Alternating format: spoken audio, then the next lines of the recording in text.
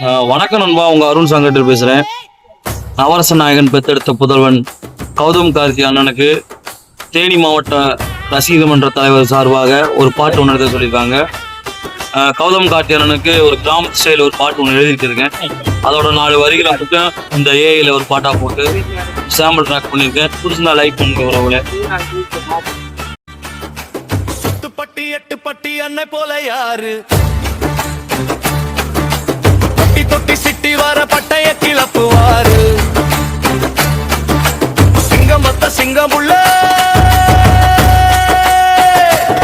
சீறி பாஞ்சு வருது வருது வருது வருது வருது வருதுடா முத்துராம அம்சமட